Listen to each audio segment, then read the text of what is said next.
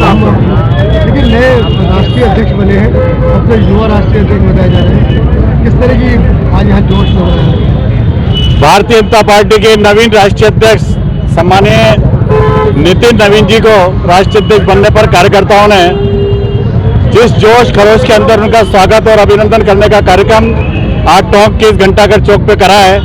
निश्चित युवा भारत के अंदर भारतीय जनता पार्टी जो नवाचार करा है और नितिन नवीन को जो 45 वर्ष की आयु के उनको राष्ट्रीय अध्यक्ष बनाकर जो विश्व का सबसे बड़ा राजनीतिक दल होने का गौरव जिसको प्राप्त है, ये पूरे देश के अंदर नहीं पूरी दुनिया के अंदर एक संकेत देने का काम करा है कि ये देश युवाओं का देश है और आने वाली पीढ़ी कैसी होगी, ये देश का भविष्य कैसा होगा, 2047 का भारत कैसा होगा। हमारा जो नेता है, जो प्रधानमंत्री है, देश नहीं दुनिया के सबसे ताकतवर नेता सम्मानीय नरेंद्र भाई मोदी जी, जिनने ये कहा था कि आज के बाद मेरे नेता माननीय नितिन नवीन जी रहेंगे, मैं एक कार्यकर्ता के रूप में रहूंगा, मेरी CRBA भरेंगे। भारतीय जनता पार्टी का एक वो स्वभाव है कि जो कार्यकर्ताओं की पार्टी है और कार्यकर्ताओं के स्वभाव को माननीय प्रधानमंत्री जी ने हम जैसे सामान्य कार्यकर्ताओं को एक संकेत देने का काम करा है कि हमारे लिए संगठन सर्वोपरि है।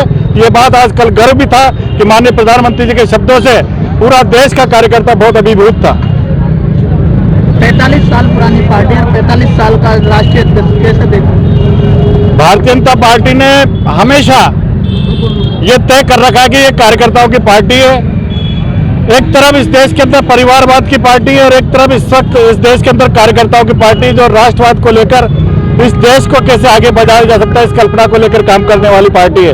अभी हम मानते हैं कि नितिन नवीन जी के नेतृत्व में देश के अंदर आने वाले जिन राज्यों के अंदर चुनाव है, जिनमें निकाय के हो, चाहे पंचायतों के चुनाव हो, चाहे गाँव की सरकार का, चाहे शहर की सरकार का चुनाव हो, ये तय है कि ऐसे युवा नेता के नेतृत्व में के अंदर पूरे देश के अंदर, जैसे बंबई के अंदर हमने जो MCD के ऊपर जो कब्जा करा है वो एक ऐतिहासिक कब्जा था और एक जीत की जो शुरुआत हुई है माननीय नितिन नवीन जी के नेतृत्व में पूरे देश के अंदर उसका परचम फहरने वाला है। सचिन पायलट ने कहा है राम जी के नाम तो हम उनसे ज्यादा लेते हैं दिन भर में। देखो साहब, तो भ्रम खिलाने वाली बात है। देखो कांग्रेस की कथनी और करने में कोई फर्क है।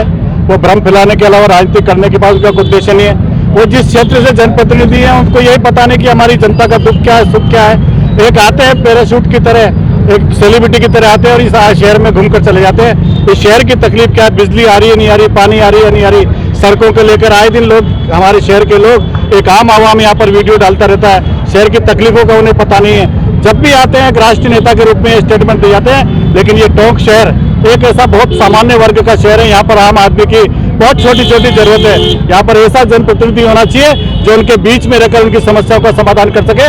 वो बड़े नेता कुछ भी कह सकते हैं, लेकिन ये बात तय है कि अगर वो कहते हैं कि राम का नाम बार बार लेते हैं तो जी राम जी के उससे जो मेहमान नरेगा का नाम जी राम जी करे तो इस कांग्रेस को परेशानी क्या आती है। इसलिए दोहरा चरित्र कांग्रेस रखती है और उनके विचारों में भी, उनके स्टेटमेंट में दोहरा चरित्र झलकता है।